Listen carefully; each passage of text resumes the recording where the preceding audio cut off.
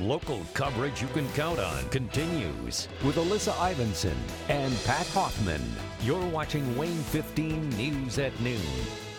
Well, you don't have to travel far to find great entertainment this holiday season. That's right. Indianapolis has plenty to offer. Here to tell us more about what Visit Indy has to offer with Visit Indy is Nate Swick. Thanks for making the trip up to Fort Wayne. We were just talking. It's not a tough trip. It's an easy drive. No, it's really not. So what are some of the long-standing, holiday attractions down in Indianapolis? Probably one of the classics is going to be the Circle of Lights on Monument Circle. So when we transform the monument into a massive, massive Christmas tree. I think this is the 56th year for that. So that's something you've got to check out. They get new lights all the time, so it's awesome. Center of the city. Jingle rails at the Idle George Museum. They've got the model trains, Celebration Crossing at the State Museum. Some classics you got to check out. But then there's some new stuff that have popped up in the past couple of years. Everybody knows Indy for the Indianapolis Motor Speedway.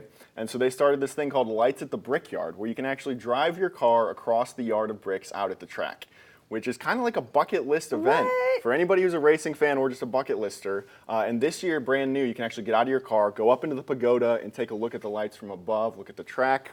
We're looking at some pictures, too, of winter lights at Newfields. So Newfields is actually the new name for the Indianapolis Museum of Art's campus. They've got 1.5 million lights out there. Really, really massive celebration. They've got an awesome light show. And then right here, once again, that's the Circle of Lights. That's you gotta check that one out in the city as well. Yeah, if you haven't been there for that at least once, you definitely need to see that. What about kids? What do you have special for kids? Yeah, so we're lucky. Indy is home to the world's largest children's museum. So if you haven't gone, or if you've gone, they always roll out the red carpet for the holidays. So you can do breakfast with Santa. They've got a Yule slide. So they deck it out for the season at the Children's Museum. But then, like I mentioned earlier, we've got the downtown attractions being Christmas at the zoo or the Festival of Trees at the Historical Society. So you've got things for kids, you've got things for the grown-ups. It's a good time. Absolutely. Are they all just downtown, or are there some other things around the city too? Yeah, so a number of those are downtown. Like I mentioned about White River State Park, that's kind of where a majority of our museums are, and of course the monument in the epicenter of the city. But then Winter Lights at Newfields is north of the city, and then also there's a new one this year, another driving experience where you stay in your car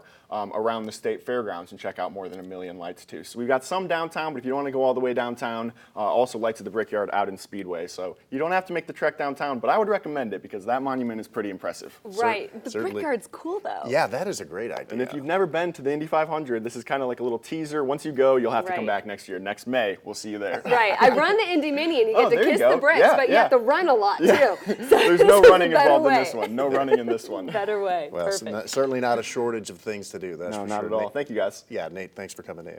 You can see a full list of Indianapolis holiday attractions on visitindy.com, plus tips on where to stay and what to eat and drink. Greg, we'll send it over to you.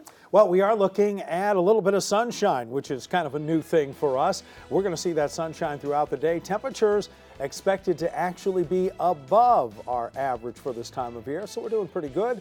We'll tell you if it holds up for the rest of the week and the weekend coming up.